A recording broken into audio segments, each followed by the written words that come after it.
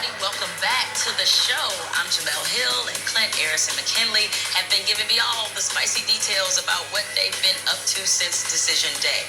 Now, Kirsten talked about Decision Day with the other wives on tonight's episode. Let's take a look at that.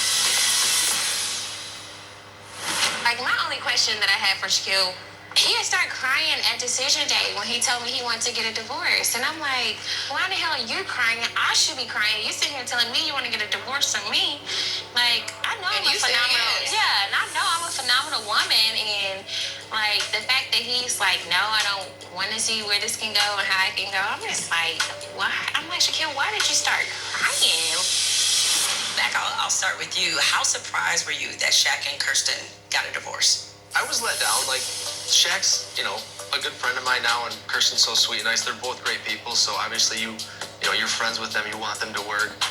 It sucks that they didn't, but I think they made the right decision based on what they want and where they're going. Clint, were you surprised? I wouldn't say I was surprised. I had a conversation with Shaq, amongst the group, and we all vent to each other, right? We're kind of our support units for each other. I think they made the decision that they felt was proper, and I think it was hard for them to make that determination. Eris, do you think they just needed more time? I think time, it could have benefited them, but like Clint said, like one of the last guys meet up, it was mainly about Shaq talking, most of it. Like, Shaq was just venting, and we all left that meeting like, yeah, Shaq's probably gonna say no. But you could tell he was struggling with the decision. I think that's where like the tears and the emotion came from. Like, he knew what he wanted to say, but actually having to say it, like, it was just like so tough for him. Mac, I know you didn't get the benefit of a Decision Day, but in hindsight, now that you can look back, do you wish you would have stuck it out to the end, even if it didn't wind up working out?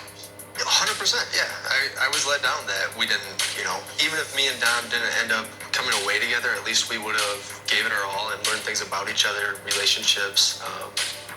I think there was a lot to learn and take away from the experience, and unfortunately we missed out on a ton of that. All right, now the big question, would each of you ever get married at first sight again?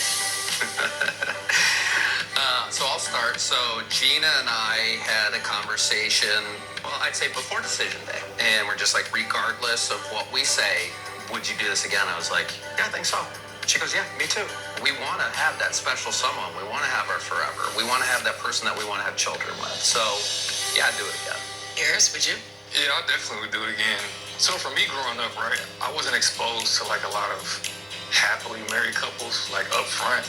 And I see, even though it's new and it's fresh, but I see Chris and Nicole like twice a week. And I love what they have. Like, I want the same thing. I learned a lot throughout this process. I feel like I grew a lot. And even though I didn't get what I wanted, like, I feel like this process is gonna help me get to that level. So I would do this again. Mac, would you? 100% I would do it again. I feel like I didn't get a real shot at it to begin with, but even with that said, I think there's a lot to learn, and going into something like this with somebody who else has the same intention, very opening, so I would 100% do it again. All right, now that we've talked all about tonight's episode, let's see what happens next week on a brand new episode of Married at First Sight.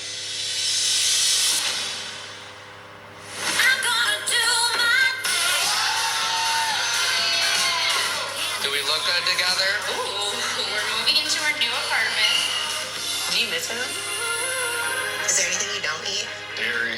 Oh, I'm lactose intolerant. Okay, come on. I ignore it though. Okay, Gina's calling back. She's calling back.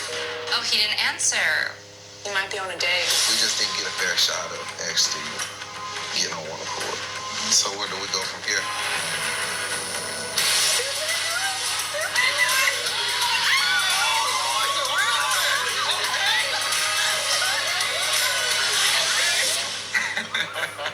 Okay, next week's episode looks spicy. Clint, Eris, McKinley, thank you so much for joining the after party tonight. To everyone at home, join me next week for our final after party of the season when I'll be sitting down with Kirsten, Gina, and McKinley. I'm Jamel Hill.